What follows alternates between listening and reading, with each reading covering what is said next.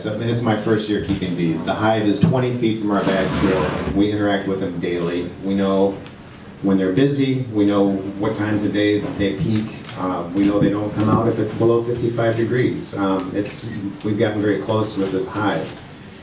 On September 11th, it's as though somebody flipped a switch. We went outside, and the bees would go and they would try to fly, and they would go up, and then they would just hit the sidewalk, and then they would spin around, and then another bee would come out and do the same thing. Before you know it, our entire sidewalk was covered with bees, and we know that they're in the lawn as well. So we were sweeping them up with a push broom.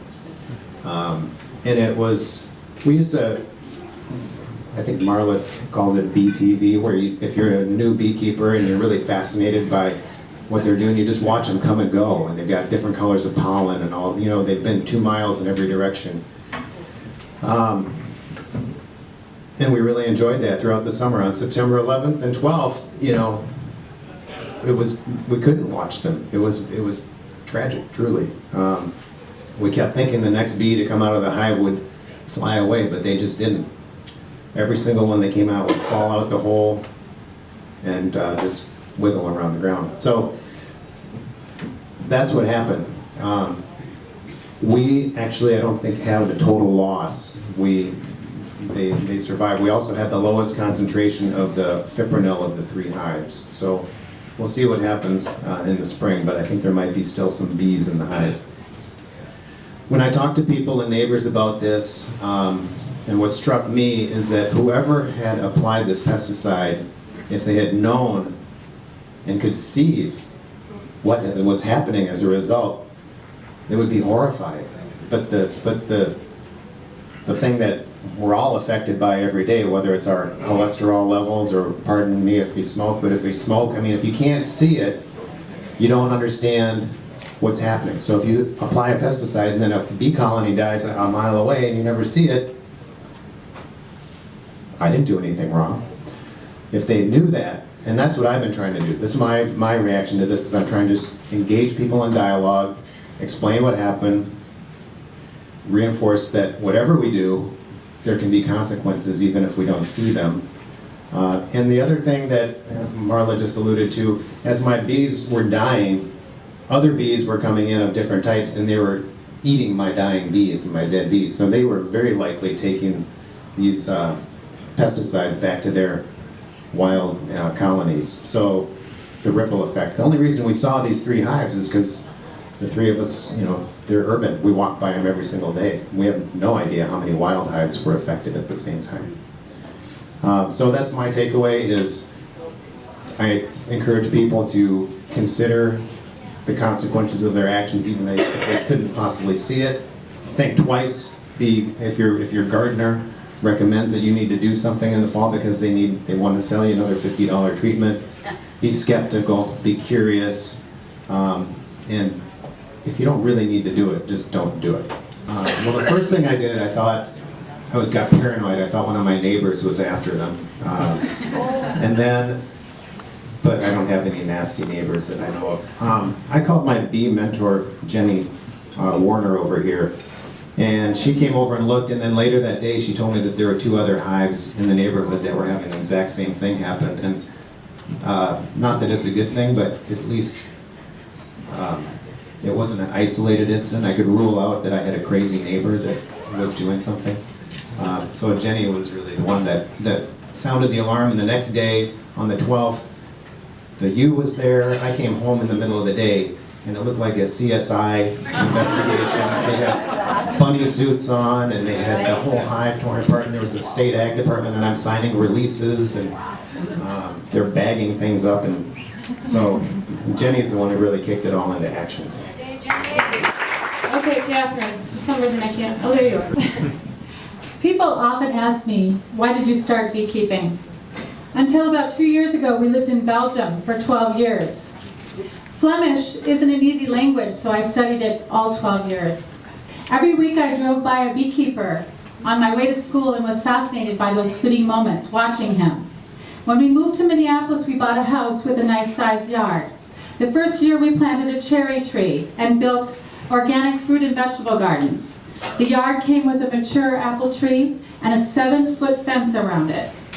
My husband's work was mostly in Haiti at the time, and we were invited to a charity auction supporting his organization. The only item that interested me was in the live auction. It was a hive, suit, smoker, and everything I would need to start except the bees. I didn't know anything really about beekeeping, but seeing the hive that night brought back fond memories of the beekeeper in Belgium. Much to my husband's surprise and out of the blue, I said, "I want to bid on that hive." Yeah. I ended up getting it, then started the process of learning what that meant. So first I took a class with Erin at the Bee's Knees for a couple hours, and I was hooked. Over the winter I took the university course with Marla and Gary at the Arboretum and signed up to be mentored by the university's Bee Squad. One of the best decisions I could have made, it turns out. In the spring before my bees arrived, we converted one end of the garden into a natural prairie garden and set the hive in the middle of it. All was ready, and I was so excited to start my new hobby. One thing they don't tell you in beekeeping class is how addicting this hobby is. These insects are endlessly fascinating. So I spent my summer happily tending my bees with my occasional tutoring by my mentor at the Bee Squad and reading everything I could get my hands on. I never expected in my first year to have a honey harvest because bees have so much work to do in the first year. But to my great surprise, I could put on a honey super in August because the bees were doing so well. All the flowers in the prairie garden had come in. That's a picture right there of my prairie garden and my bees on a hot summer day. Everything was great. There were loads of fruits and veggies in the garden. And then on September 8th, Jeff and I, my husband, took the honey super off and delivered it to Bee's Knees so it could sit for a few days in their warming room. Slowly warming the frames makes it easier to extract the honey.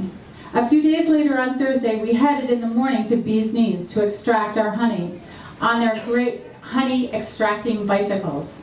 What a great morning it was. We ended up with 3 gallons of the most beautiful and delicious honey. When we got home, I was headed back to the hive with the sticky super to give it to the bees to clean out and add to their stores. As I got to the prairie garden, I could see thousands of dead and dying bees all over the place. I dropped the honey super and ran in the house and called the Bee Squad. They came that day and again in the morning with the Department of Agriculture. They took the dying bees, put them on dry ice, and sent them off for testing. It's my understanding that once a bee is dead, they can't find out what killed them, so it was important to gather them as they were dying. They also swabbed the outside of the hive as a control to check for sabotage of my hive. The results came back a few weeks later. The bees were killed by a pesticide called fipronil, which is supposed to be sprayed on foundations against termites, ants, and wasps, not flowering plants where pollinators feed. Also extremely disconcerting, the swab of my hive came back and it was covered in a fungicide called carbendazim, by some accounts a carcinogen. So the unintended consequence of someone's careless spraying was twofold for us. One, the bees eating poisoned nectar, and the second was about drift. Someone sprayed so much fungicide that it covered my hive that is behind a 7-foot fence. All summer long, as I was munching on the fruits and vegetables in our garden, I was eating someone else's fungicide on my tomatoes and raspberries or whatever. I sent an email to all my neighbors telling them what happened. I got very supportive messages back from them. I contacted the Parks Department and the city. They didn't spray. So the truth is, right now, I can't find out who sprayed these pesticides, but I strongly believe information about pesticide use should be available. That's why I'm so glad we formed this group to achieve greater transparency and controlled pesticide use. Thank you.